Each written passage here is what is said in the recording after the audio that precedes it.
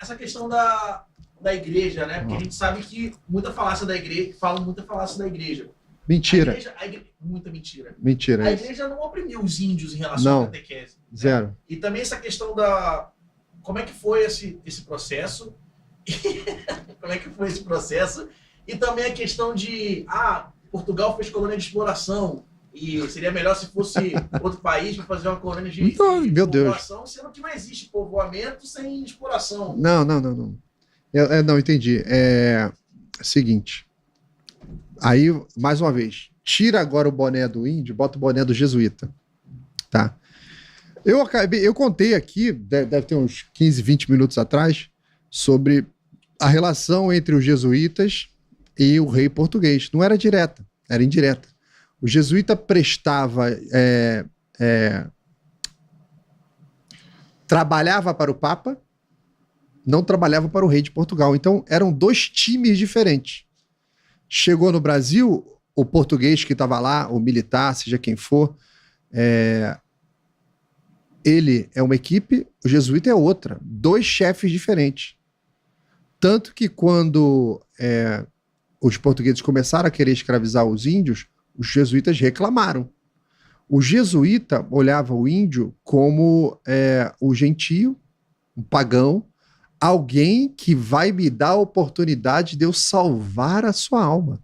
Eu vou conseguir salvar a alma desse índio, né? Eu vou conseguir fazer com que ele encontre a salvação. Então, adotava aquilo como uma missão pessoal.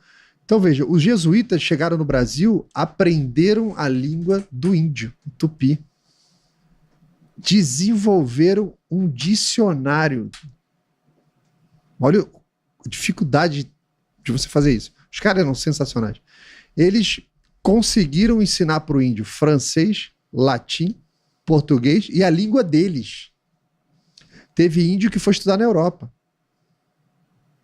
Teve índio que fez faculdade na Europa. Melhor que a gente, né? Então, a visão do jesuíta, você tem muita mentira hoje em dia, falando que o jesuíta ajudava a escravizar o índio. Não, a visão deles era puramente como você tem as missões. Você teve jesuíta viajando pelo mundo inteiro. Tem filme aí mostrando jesuíta no Japão, morrendo. Silêncio do Scorsese. Silêncio do Scorsese. Você vê lá, era exatamente aquilo ali. Você tem a fundação aqui de São Paulo, foi feita num colégio. O pátio do colégio. Então, peraí, que história é essa de explorar o índio, mas você chega lá e constrói uma escola? O inglês, quando nas suas colônias fazia escola? Não. E o holandês fazia uma escola? Não. O francês fazia uma escola? Não. O português fazia uma escola? Fazia. Já tem um negócio diferente. Outra coisa interessante, o termo colônia é um termo que surge na literatura portuguesa histórica no século XX, no começo do século XX, derivado do termo inglês, que era o colony, porque o Brasil nunca foi tratado como colônia. Nos anos 70, o conselheiro Acácio fez esse estudo. Nos anos 70, um grupo de estudiosos, historiadores portugueses, foram na Torre do Tombo, em Portugal, onde tem o grande centro de documentação portuguesa de toda a história. Cara, eu fiz a nacionalidade da minha esposa em Portugal. Você tem site que tu entra, tem documentação até o século XIII. É inacreditável que você encontra já digitalizado a ordem pública, no sentido de que como o governo trabalhou bem nesse negócio de documentação em Portugal. Então eles foram estudar lá e não encontraram nunca em nenhuma documentação portuguesa fazendo referência ao Brasil como se fosse uma colônia. O Brasil foi tratado sempre como se fosse um estado pertencente ao reino. Como uma hoje. Extensão do... Uma extensão. Você tem no São Paulo, Sim. Minas, Sul, Paraná. É o mesmo tratamento. Exatamente o mesmo tratamento. Você faz parte do reino. Então você tinha os portugueses aqui construindo escola, você tem a Santa Casa, o surgimento da Santa Casa. Os outros países não faziam isso. Eles faziam uma colônia de exploração.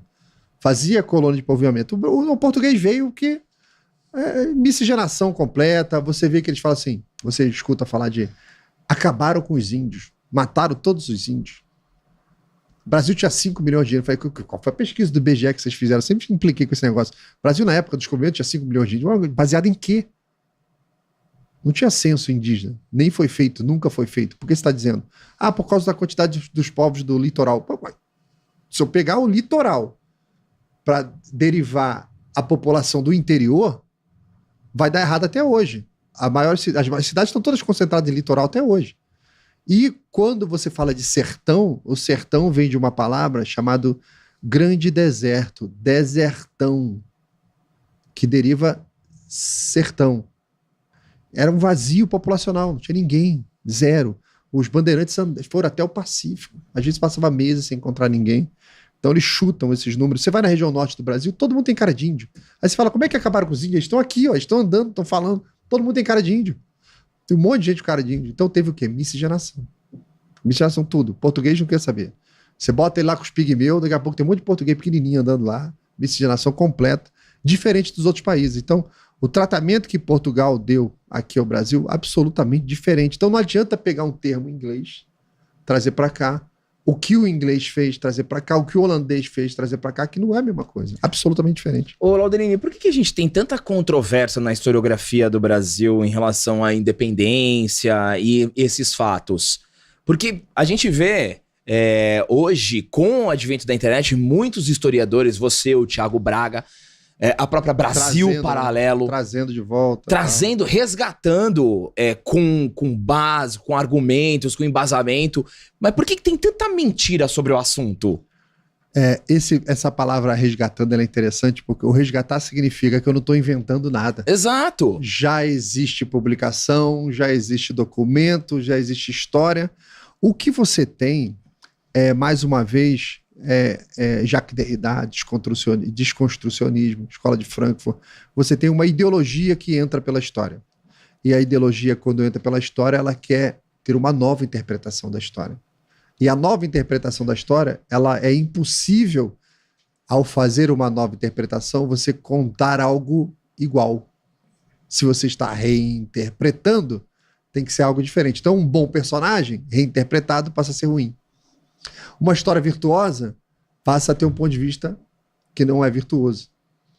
Isso é a historiografia moderna. Em vários momentos isso aconteceu. Um ponto interessante que se deu lá no meio do século XX, você pega livros de história do Brasil, século XIX, pega ali Oliveira Lima, aquela turma toda, você vê que é uma história muito mais pura. Fatos em cima de fatos. E quando chega ali pelo meio acho que foi Van Hagen, ele começa a ter um ponto meio personalístico. Ele já não está mais contando a história do Brasil. Dom Pedro I comia um monte de mulher. Você já vai puxando o negócio não para a obra da pessoa, mas para características humanas. E isso serviu para você reconstruir muitas histórias. Que aí você não conta o mérito de Dom João. Você fala que ele era preguiçoso. Preguiçoso e galinha. Gostava de comer frango. E você não fala, foi o cara que construiu o Brasil. Foi o cara que seguia a rotina das horas da Igreja Católica, que é um negócio que tu acorda 3 da manhã para fazer oração, passa o dia inteiro, jejua, preguiçoso não faz aquilo. É dificílimo. Aquele rito de monastério. Você não consegue fazer aquilo sendo um preguiçoso. Você pega a história de Dom João, e a gente conta isso no quadrinho do Pedro I, um cara que nunca errou uma decisão. Todas as decisões que ele tomou, você olha e o cara acertou. Então, peraí, já tem um problema aqui. Como que esse cara preguiçoso fazia isso e ao mesmo tempo, vou lá na biografia de Napoleão fala que foi o único que enganou ele no mundo. Aquele cara de Portugal foi o único que me enganou. Dom João VI. Aí você fala, pô, peraí, deixa eu somar isso aqui. E nós temos esse Brasilzão que a gente tem hoje aqui. Como que o Brasil deu sorte de ter esse Brasil desse tamanho, gigante, enorme? Você vê outras repúblicas aqui. Coitado do Chile, já viu o Chile? O Chile tá quase caindo dentro d'água. Cantinho. Tá lá, tá quase caindo. Filetinho, né? É um filetezinho. Ele deu azar? O que será que aconteceu com os outros países da região?